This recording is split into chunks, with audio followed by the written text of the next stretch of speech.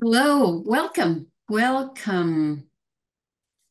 My name is Unju Park, and I am a Shining Waters Regional Minister for Communities of Faith Support and Pastoral Relations.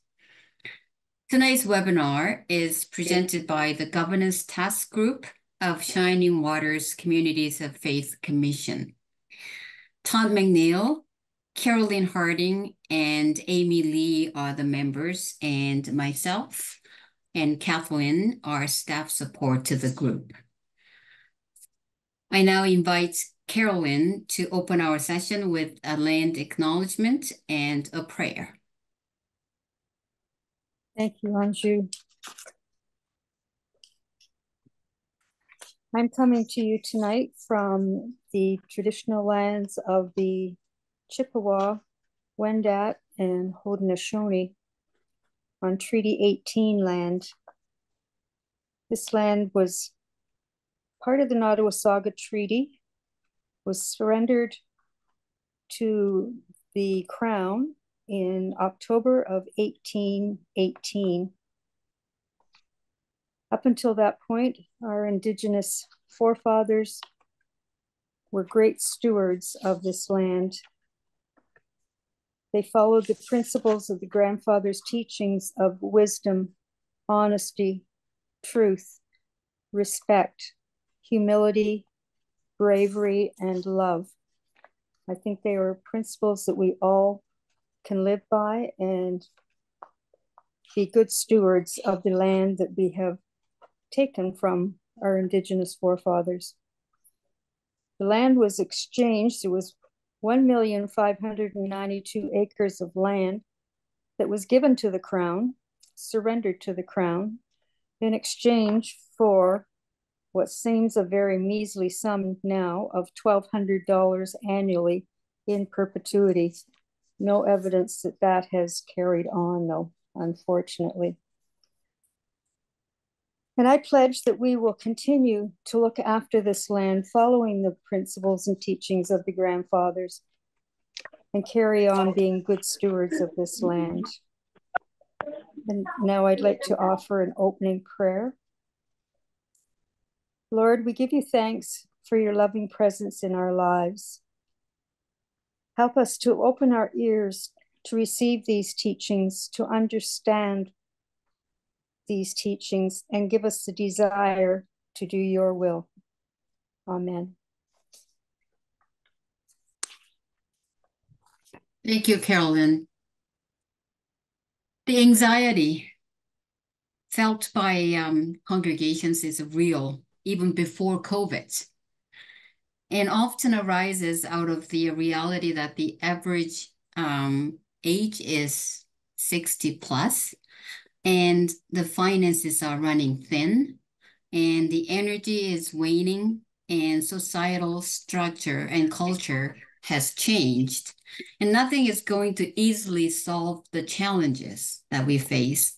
It is sometimes thought that the next best program or the next ministry personnel hired for getting young families maybe in the church, or next restructuring of the governance, is going to solve the challenges being faced.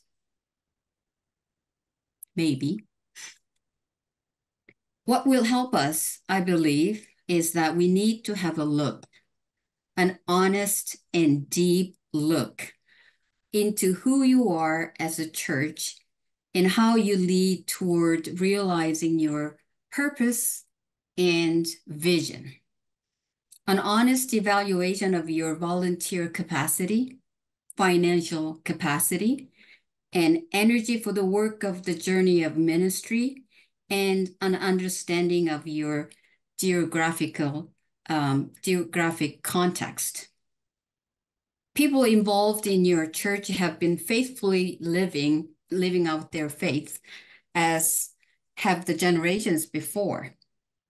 The reality is that the times have changed, and the churches have had hard times adapting to a way of making disciples that integrates the change in Canadian culture in a way which makes the gospel relevant or desirable to people outside of the church walls.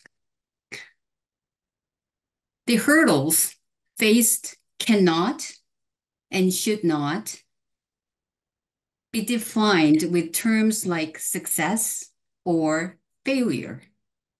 Instead, they should be seen as challenges from which we can learn. Most challenges are not insurmountable if addressed properly and in a timely fashion. For those of you who feel you are able to put in the hard work to reinvent yourselves, to change the course your current journey seems to be heading, then some insights are offered here tonight.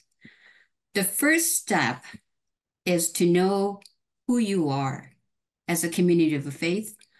The next step is to know who your neighbor is. And then to discern what God is calling you to do and be in your particular geographic community and communities beyond. So, what is governance? The governance is the work of leading the whole congregation in discerning and articulating its mission, vision, and values. What is the role of governing body then? The role of the governing body is to encourage the spiritual, administrative, and financial well-being of the congregation. The responsibilities of the governing body is look after the spiritual matters of the community of faith, financial matters, pastoral relations, proposals that you make to the wider church, and ministry leadership, and property issues, and representation to the wider church, and reporting, records, and records, and forms.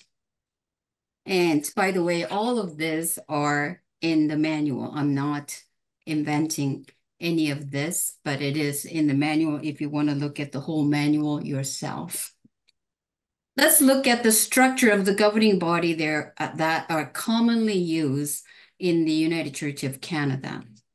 The first one is a session and the stewards structure, and together called the official board. The church that I served before I joined the Shining Waters had this model when I arrived, and soon after we changed this model to the council model, just because we didn't have the people anymore. But this is the model they inherited. They had a session, and then they had the stewards. And when we met together, and we were just about 40 people together. And a lot of them weren't really functioning anymore, especially the people on the session. And we realized that we need to revisit the structure, and we changed it. But this structure is that the session members, the elders, they are elected full members of the congregation. And the number to be determined by the constitution that you may have by the congregation. And they are responsible for the spiritual matters of the congregation. And the ministry personnel is part of this group. And the stewards, they are also elected full members of the congregation, and number to be determined by the constitution that the congregation has, and responsible for the financial matters of the congregation. And ministry personnel may decide to part of this group, may or may not. And together, making the official board is considered the governing body. This is the governing body of the congregation, and the ministry personnel is part of this group, and attendance at meetings is required. The next commonly used the structure is the unified board. Unified board is one board with several committees, and every committee members, it's a member of the board. And required committees are ministry personnel and the board of trustees. And optional and common committees are Christian education, property, stewardship, outreach, pastoral care, etc. And ministry personnel are available at resources, but not as principal facilitators. Board meetings involved all committee participants plus representatives from various groups you might have in your church. Each member of the committee also is a board member, and the size of the board increases quickly, as you can imagine. The next one is the council. As I said, we moved from session and the stewards, an official board, to the church council. It was more manageable in the setting that I was in. The committees are members selected by the congregation, and each committee chooses a member to represent their committee on the church council. And the council acts as a coordinating body, as a forum for some decisions, and a place for sharing committee plans and actions. And the ministry personnel committee and board of trustees are required, and all others are optional and typically oriented around the specific categories of tasks. Committees are responsible for planning and executing tasks within their mandate under the governance of the council. So these are three commonly used structure in our denomination, and there is one more that is not as common. Oh, sorry, this is the chart for the council. As you can see, this can be also big, but this for us, this wasn't as big as the session and stewards. So the one that is not commonly used, but it can be used if the congregation is very small. So the whole congregation as the governing body. When I was supervising pastoral church, it was very small, and they have decided that they will have the whole congregation as the governing body. So what it is that you there is really no specific outline for this model in the manual. Would have to be specific about what kind of meeting is being called.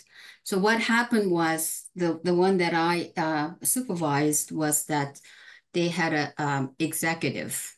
So the ministry personnel, chair, secretary, and treasurer, and chair of M&P made an executive, and they will meet. And then if they had any decisions to make, they will call the whole congregation as the governing body. This one also requires the ministry personnel committee and the board of trustees. So as you can see, all of this structures, 4 different models that we have, requires this. This is the minimum requirement. You have to have ordered ministry personnel, or if you don't have a minister, you will have a pastoral charge supervisor. So that is required, a chair and secretary and treasurer. These are the minimum requirement to have a governing body. So the chair has to be elected by the congregation, and the secretary and treasurer are elected by the governing body. Sometimes the ministers want to chair the governing body. I never wanted to do that. I always gave the chair to a member of the congregation, but that can happen. And this is the minimum requirement for the governing body. But as a pastoral charge, you are required to have ministry and personal committee and board of trustees. But you can see that these two committees, ministry personnel and board of trustees, are not making the minimum requirement for the governing body, but you must have these committees as a pastoral charge. So what I like to do right now is that I don't really know what structure you have in your church. What I'm going to do is I'm going to send you to a breakout room of 3 people, and you can have a discussion by answering 3 questions. And those are, what has changed in your environment that has affected your governance? And what gets in the way of effective governance in your community of faith? And what works best in your community and why? And Kathleen is going to put these questions in the chat, and she will send you to your breakout room. When you see the screen, join your breakout room, just click join. And we are giving you about 10 minutes. We can have our own small group here. What has changed in your environment that has affected your governance? I can speak to that for a little bit, Anju. In a Okay. previous congregation that I was in, it started out as a board, went to a council. Eventually, there were so few people attending, it was basically the whole congregation looking after everything. And it got to the point that it was disbanded. Okay. Not enough bodies to do any of the work, or a willingness in some cases. What about you, Tom?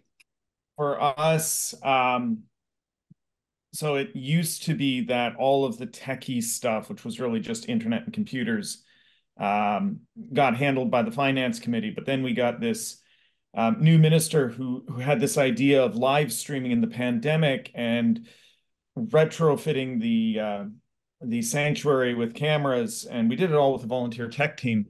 So we got a tech committee chaired by 2 of the younger members of the congregation, who really ran with it, and now they're handling all of the tech stuff. So that was moved out of finance and usage and moved into our tech team, which is doing very well, and we're really expecting some great things out of them.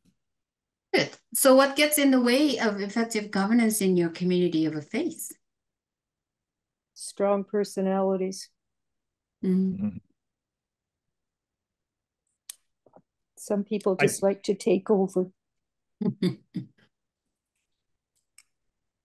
I get the feeling that for us, especially with the change in ministry personnel that we had in the middle of the pandemic, there's a lot of stuff that kept on keeping on without really any sort of central organization. And so it hasn't caused a huge problem yet, but there's a lot of stuff going on that nobody knows who's responsible for what. So the people kind of keep doing it the way they've been doing it. But, if they're relying on printed bulletins, for example, we're not doing that anymore. They want a Facebook announcement. Well, which Facebook admin is supposed to be looking after the announcement, and how do we change things so that they look good on Facebook? And it's it's a little difficult that way. Mm. Then let's talk about what works best in your community and why. Besides that, we have the best minister.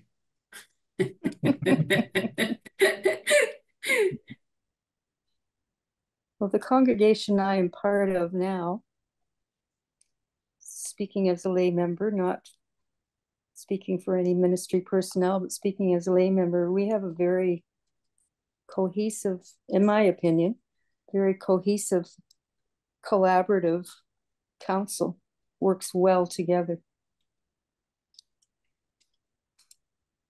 It's a joy actually going to these meetings, and you don't come home so frustrated you want to hit the wall. I think for Emmanuel, and speaking as the ministry personnel there, I think there is a very strong community sense there, and that's everyone says there's a strong community sense, which is a plus and a minus because the people who are there, like, there isn't a lot of interpersonal conflict or any of that kind of stuff. Like people, as much bearing in mind what I just said, people are really cooperating and working together. And when someone takes something, unfortunately, it's usually the same few people who are taking things, but they run with it and you know it's going to get done. Yeah, I mean, that's one of the best things. And we've got a lively group of volunteers who, even if they won't take the initiative on something, if you ask them to do a specific thing, they'll do it. I think as a ministry personnel, you need to know who to ask if you want things done, right? I think that's the key thing. I had one lady who would do anything if I asked. Yeah, so. I think you have to be careful not always going to the same person who is always willing to do something, that you don't burn them out. And there may be somebody right. else very quiet in the background that might want to take something on, but defers to the stronger personality. Exactly, yeah. Are you giving them a 2-minute warning or something, Kathleen? Did not do that. I'm sorry. I can give them one now where we are at the 10 minutes though. We are? Okay. Yeah. Well, you can bring them back. Thank you, Diane. You were answering all these questions. Very nice. The questions about trustees, the ministry personnel is a member of the board of trustees, and that is that.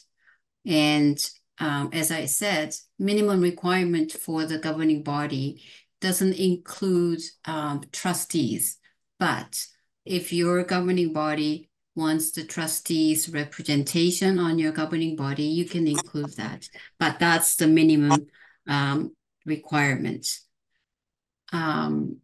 I always included trustees on my governing body when I was in pastoral ministry. Anything that you want to bring back to the main room here from your breakout rooms briefly, because we don't really have a lot of time tonight. But if something that you really, really want to share with the large group, you can unmute yourself and you can speak. Or you can put something in the chat. If you can raise your virtual hand. I had one member who used to be a member of the Presbyterian Church across the street from us. And he was adamant that he wasn't going to join the United Church, our church. But he was very, very active in our church. And he became a member of the trustee and the chair of the outreach committee and the chair of something else I can't remember. In the manual, it says that if you want to bring who's not a member, you have to let the regional council know. So you need regional council's approval. And so we did that, and each time how we did it was that we have a motion to allow him as a voting member at each our council meeting. So he got away. Oh, he was also a member of MMP too, so he got away with that. Maybe we will go through these questions maybe at the end, because I'm gonna go on with my presentation. So what I'm going to do now is that I'm going to show a possible new structure. This is not in the manual, but this goes with the manual's requirement that you have to have a minimum requirement for governing body. But we can be creative within the guidelines of the manual. And we can be creative as long as we meet the minimum requirement. And I wish I can say that the one that I'm going to show is my work alone. I adapted from the work that was done collectively by the regional communities of faith support ministers, not just Shining Waters, but throughout the country. So let me see if I can share my screen here. Okay.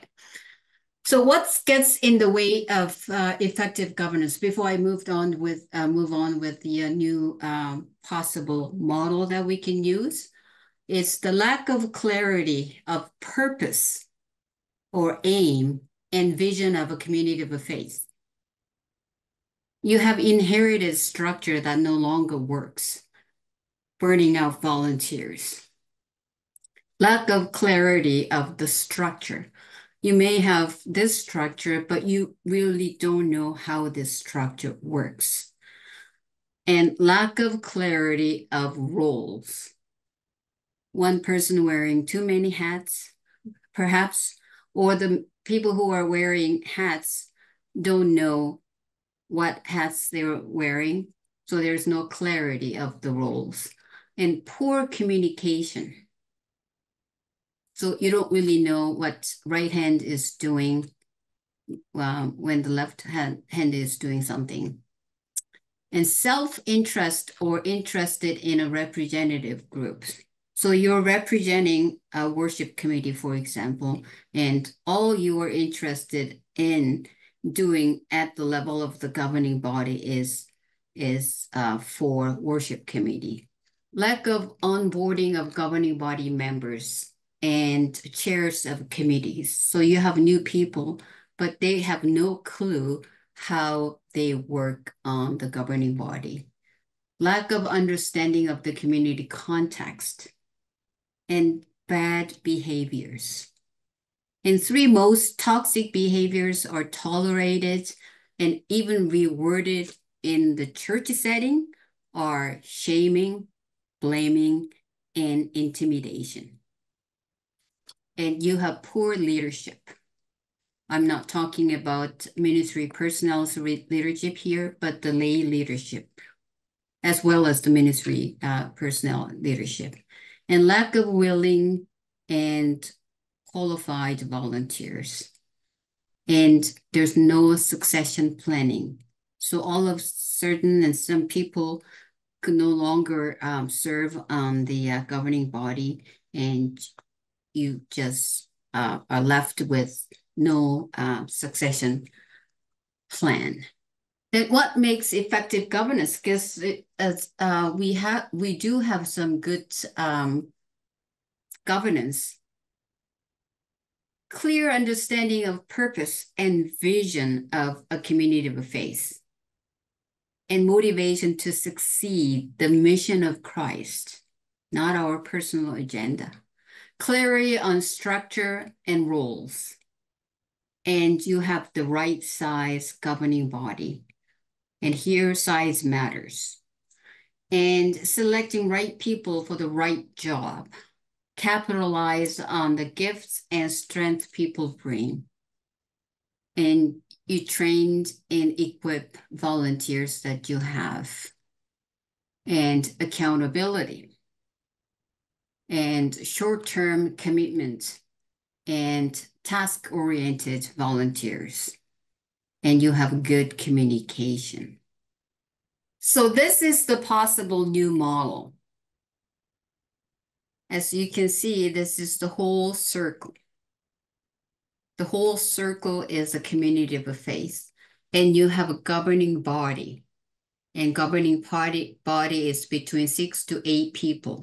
You already have 4, the minimum requirement: ministry personnel, chair, secretary, and what's the 4th one? Ministry, chair, secretary, and treasurer. And there is a room for maybe 2 to 4 more people.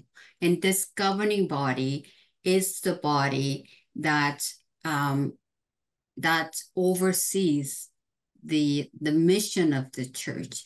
This body, governing body, works on the purpose of the church. And then you have M&P committee that is also required to have, and a board of trustees. And you have here committees. And committees, it's the only required committee is the M&P committee. So the committee, for committees, you can be creative. The pastor church that I was in before, we created a committee that is called Faith, Fun, and Life Committee. What it was that this is the combination of membership committee, faith formation committee, and outreach committee. And we put them all together and made a committee we called Fun, Faith, and Life Committee. And this was really, really good because they look after the membership of the church, and also pastoral care. They did the pastoral care, and then they did the faith formation together. But the one committee looked after all this activities in the church, and they organized fun activities in the congregation. And it was connected with the outreach program. It was connected to the faith formation programs that we had. And it attracted a lot of members in the congregation, and the members who are members but not attending the congregation. So it worked really well in that pastoral church setting. I'm not saying that this will work in every church, but it worked. So what I'm suggesting is that you can be creative to create different communities. So I might suggest that you may want to consolidate some of the committees that you have in your church. And this is one in the circle. It's not hierarchical, and it's not really coming a top down. The governing body, as they oversee the mission of the congregation, the vision of the congregation, they give committee all the authority and power to do their work. And oversight is that they follow the mandate that you may set within the manual, and also that they follow the budget line that you have. That's all. You just let them go, and they can do what they can do without being interrupted and interfered by the governing body. So, but then they are accountable to the governing body and giving you updates on what they're doing, but they're not seeking for approval. So this is the new model, and it meets the minimum requirement to have the governing body and M&P committee and the board of trustees and whatever committees that you may want to have. So be creative about committee, or you may want to call teams and consolidate existing committees that you have. Reach out to regional council, community of faith support ministers. We can be the resource to you when you, if you want to change your governance structure, and any changes that you make that need to come to the region for approval. Remember the U shape that Betty Priest spoke about last week, and that is very genetic to many of the changes that we go through. And when you make changes, it may look like this. The present moment, but the changes are brought into you, whether it's your choice or sometimes you don't even really have choices. And then you will see some resistance in the congregation, and then you will hit the bottom that we call it the valley of emotions and uncertainty. People just want to go back, that governance model worked before well, why do we have to change? Or any changes that people will mourn and grieve. But then it will come denial and fear, and eventually acceptance and learning new ways, and you will go up to the next mountain. You have to go through the valley to climb up to the next mountain. The final thought that I want to leave with you tonight is just remember, who are you as a community of faith? Who is your neighbor? And what is God calling you to do and to be? And these questions might lead the Tom's presentation on Living Faith Story. So I'm gonna stop my screen here. Let's see if we have any questions before I hand this over to Tom. There was a question in the chat, Unju. I'm just scrolling up to find it. Does the board chair serve ex officio on board of trustees? No, not necessarily, no. No, actually, no. The next question, is there a minimum requirement for M&P? No. In terms of numbers? I'm not sure the context of the question. That's all that it says. Okay.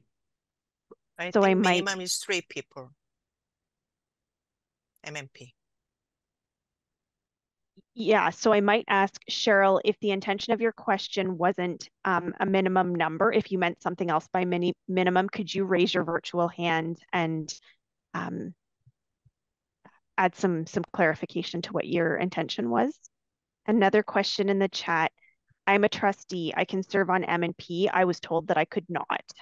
Well, I had an M&P member who was the member of the trustee. I don't think there is anything in the manual that can stop you from being a trustee and also being an M&P committee. Yeah, Unju, I'm sorry, this is Peter. The only thing that might is if your local bylaws had it, if your congregation bylaws had it in it, but as far as the manual goes, you're totally right. Yeah. Another question in the chat. Oh, sorry, David, go ahead. Yeah, and I'm just curious about, I like the smaller governance. We have a very large board. It's like a dozen people, and the meeting, and because we have the chairs of all the committees who are on the church board. And as somebody said in chat, what happens is that it's just like reports. You just hear reports. And so how do the committees report to the church board without being there? Submit the email or the report. David, to the yeah. I know Civil United, we had the committee serve with a report sent out written, and the only things that come up for discussion are things asked from the to the chair to be as a discussion with the whole council. Can you give me an example of that, Heather? We are working very hard on finances with our church right now, as I imagine many are. And there we'll have done some reconstruction of the church. And these become matters that everybody on council would like to hear about. So the person that's in charge of working on that committee will go ahead and tell us everything that's been happening. So the council is aware of what each of the various committees or teams are working on. And it can be very small in that, how are we going to celebrate the church's anniversary, to some pretty big numbers of, do we all agree to spend that amount of money? And do we have that to do? So, but it is open. Each committee sends in a written report of what they have done each month. And if they wish, they can highlight a portion of what they've done. But basically, before the meeting starts, each person has read. Not each committee sends out a report every month because there's nothing that they need to report on, but it's there to read. And I personally have been chair, so. Yeah, in my experience, a committee will bring any motions that they need the governing body's approval. For example, worship committee decides to close the church and have a picnic service.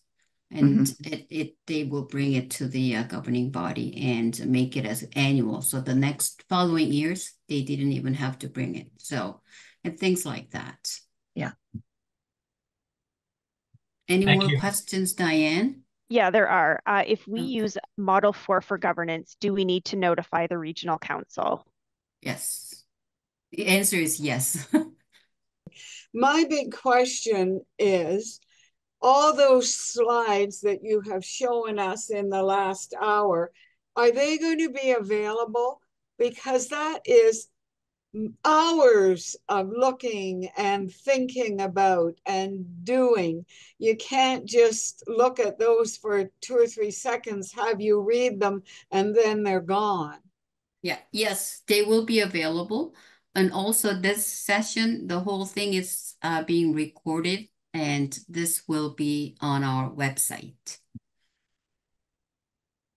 Thanks for asking that question, Pat, because several others have asked in the chat, is this going to be made available? Yes, if your name is on the registration list, you will receive both the recording as well as the slides. Earlier, Unju, we heard the treasurer is elected by the governing body as a secretary, but the treasurer is not a member of the governing body. Does that mean they're non-voting? Treasurer is the member of the governing body. That is one of the minimum requirements. And treasurer has to be a member of the congregation as well. Must be a member of the congregation. So I had a treasurer who was a member of the community of faith, but didn't want to come to a meeting. So yes, so we had a little difficulty with that, but eventually the treasurer agreed to come to the meeting if it is brief meeting. So you just addressed the next question about whether the treasurer needs to be at board meetings. And a final practical question, who do we notify at Shining Waters of our governance structure? So I'm going to put Kathleen, who is the tech support for this meeting, going to put her email address into the chat, and Kathleen can help direct any of your inquiries and any of your documentation in Shining Waters. In Canadian Shield, I will give you my email address, and I am happy to direct your governance questions, concerns, and documentation. Okay, if we don't have any more questions, I am going to pass this to Tom, and Tom is going to lead us. So, talking about a living faith story, and yes, Unju left us kind of leading in nicely to what a living faith story is. But before that, I want to just kind of put it in context. Every community of faith has a profile on ChurchHub. And the purpose of this profile is to do three things.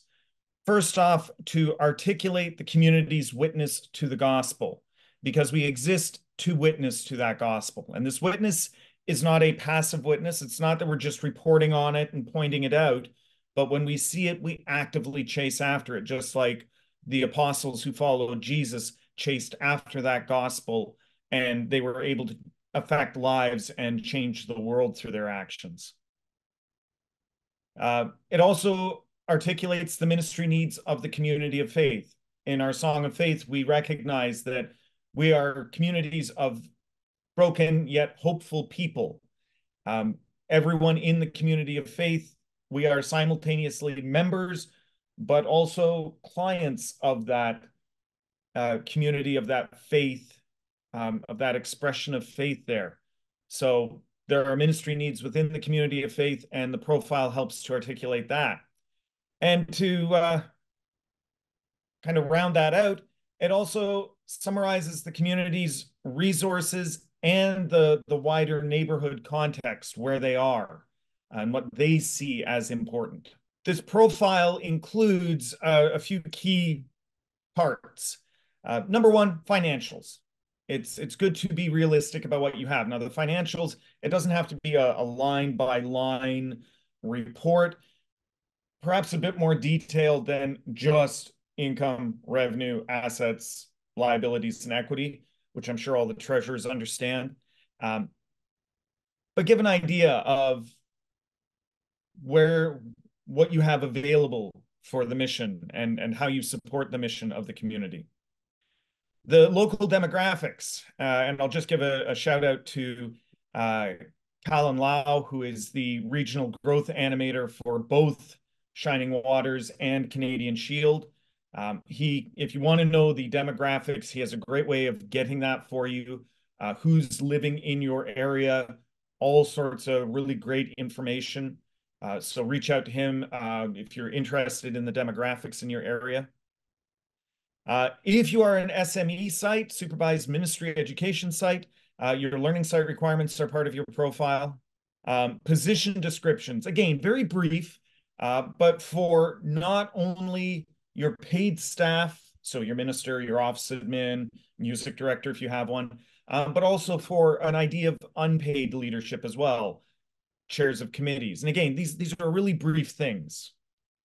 But finally, in your community of faith profile, and perhaps what's going to be the big part of this, is your living faith story.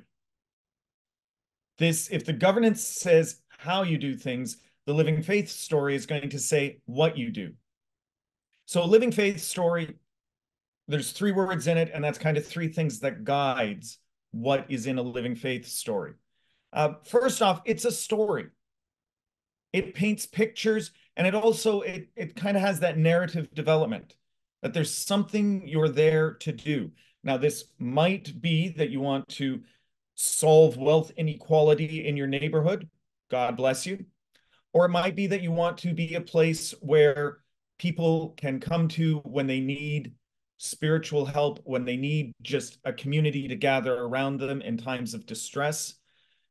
Whatever you think that your neighborhood needs and that your community of faith can offer, there's the story part of everything. And there might be different parts to this story, depending on your neighborhood context, depending on the resources you have in your community of faith. It's also faithful. It's how we engage in the world. More than just, we believe, that there is a God, but what is God calling us to do? What is God creating in your neighborhood that you are called to be a part of? And of course, it's a living document. it's going to change over time. As new people come into your congregation, there might be new ministries that you want to get involved with. And as people leave the congregation for whatever reason, there might be old ones that you just don't feel called to anymore. And of course, as your neighborhood changes, you might feel called to different ministries to answer the new way that God is moving in your neighborhood. So those all kind of help to guide what a living faith story is. How are these living faith stories used? Well, they're a required element of your profile as part of the pastoral relations process. Anytime you're seeking a new minister, you're going to need an up-to-date living faith story. And any other time, it's a good thing to have. It is part of the covenantal relationship with Shining Waters. Ministers and ministry relations all exist as part of a covenantal relationship. The living faith story helps to spell out the community of faith's part in that. What are they offering? What do they need? And also part of self-assessment processes. How well are you doing? Again, the community of faith, there are very lively communities of faith that are very small. There are large communities of faith that are kind of just existing. The best ones are when they have a mission, when they have something that they want to accomplish, and when they're very clear on it. And a living faith story can help you to articulate that. It's part of the profile and Church Hub for the search process. So as a minister, if I'm looking for a new call or a new congregation, the living faith story is going to help me or any other potential candidate to find out more about you. Again, they don't have to be long documents, huge novellas. They can just be a short little summary, but they should give enough of a picture to invite more conversation. And they're also a guide for shaping the ministry priorities and sharing the mission and vision of the congregation. Every community of faith, I'm sure, has had people come with really great ministry ideas. And everyone says, yeah, this is really good. But is it what you and your community should be doing? Having a living faith story can be very helpful in discerning, is this something that we want to pour our limited resources into? Or maybe it's not an opportunity for us at this time. So if you want to, now I'm sure everyone has their living faith story up to date, but in case you didn't, some resources you can use for your living faith story. A recent JNAC, because 2019 was like just the other day, right? But if you do happen to have one, that can serve as a basis. Same thing with the ministry profile if you happen to be involved in that process.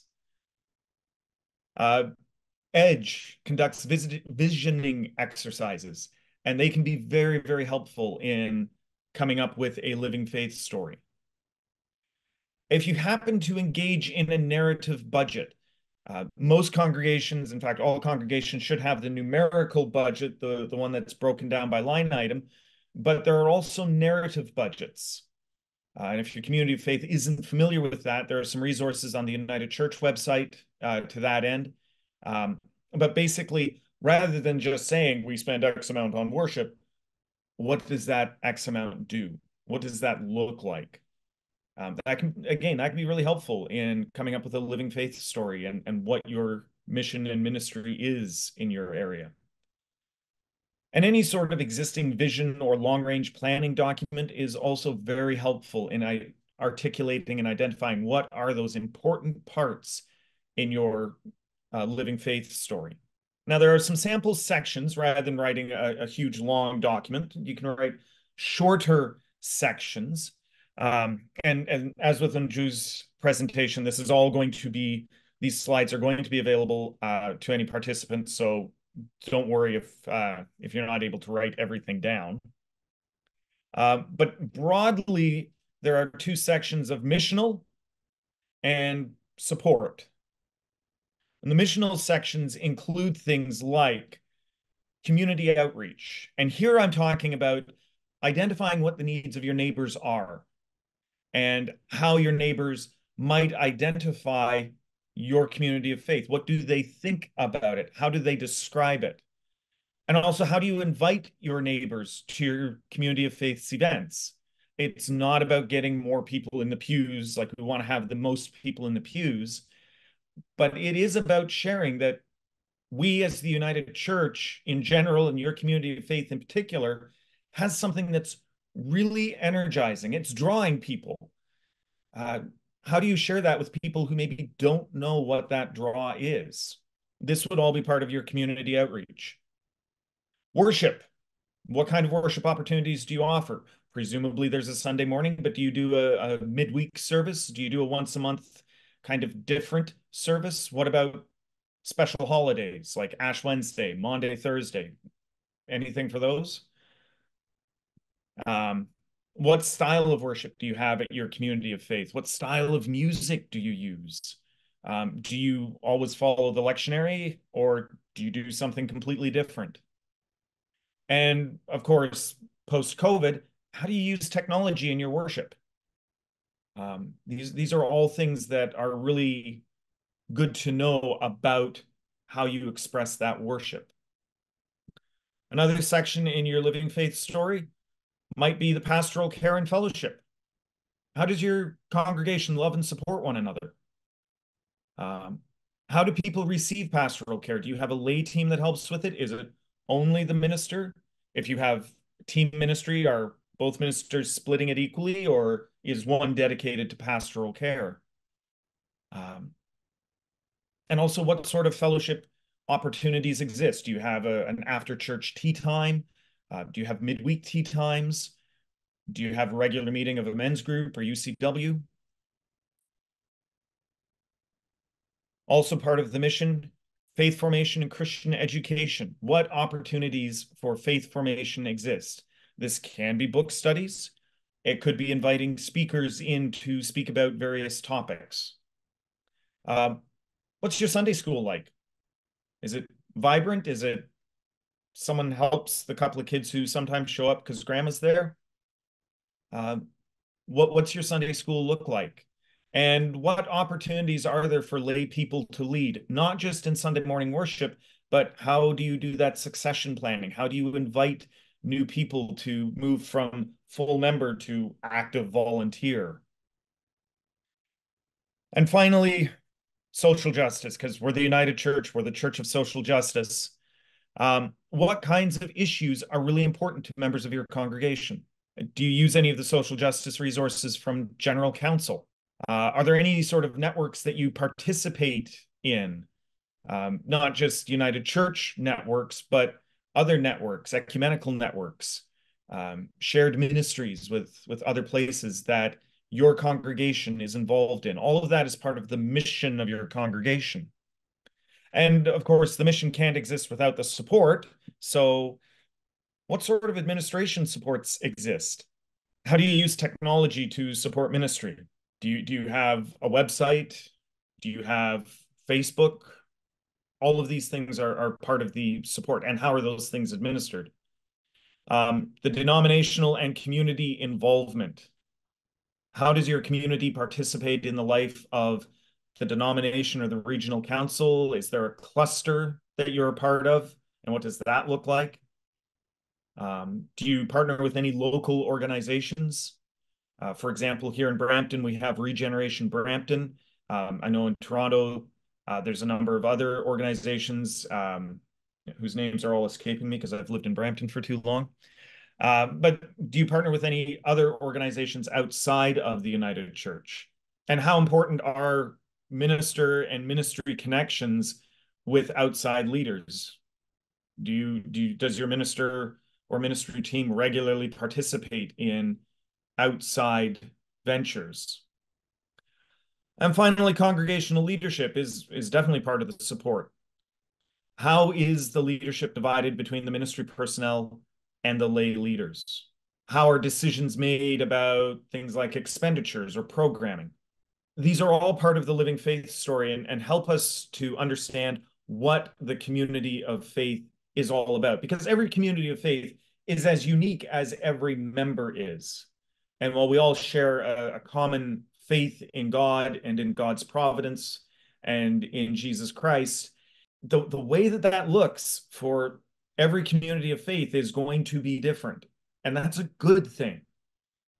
It allows God's work to be done by many hands that are called by God and provided by God. And the Living Faith story helps us to assess helps us to identify those needs and assess how we're doing in meeting those needs. So as a bit of a practice, we'll invite you into some breakout rooms now. And we have a few questions for you to help you get you started thinking about your Living Faith story. And as you answer, of course, these questions specific to your community, maybe you hear something in another community and start thinking, oh yeah, we do that too, and that's important, or we'd never thought of that. That might be something that we want to get involved with. So I invite you now to consider in what activities is your community of faith involved, and how do they support the missional areas of ministry? And what goals, if any, do you have for different sections of your Living Faith story? What worship goals, what pastoral care goals, what social justice goals, what congregational leadership goals might you have? And how do these sections tie into your witness to the gospel? How do they help you to see where God is moving in your community, creating new things, reconciling people, and working through the Spirit for you and through others? So I'll invite, I believe it's Kathleen, to help people move into their breakout rooms, and we'll see you in 10 minutes. Welcome back. I hope you had a good time in your small breakout rooms. Thank you to both Shining Waters and Canadian Shield regional members for coming here tonight. This was great to have so many of you. If you have further questions, do not hesitate to reach out for Shining Waters to me or the governance task group. So Kathleen, I know Kathleen's email was shared in the chat, but you can reach out to me or any communities of faith ministers that support your congregation. You can always reach out. We can be a resource person for you. To end tonight's session, I am going to invite Amy Lee, who is also a member of the governance task group at Shining Waters, and she will send us with the blessing. Today, we thank our God for the enrichment and strength and spirit-filled wisdom and peace we have received through our gathering and workshop. And let us close today's precious time by singing the Lord's Prayer.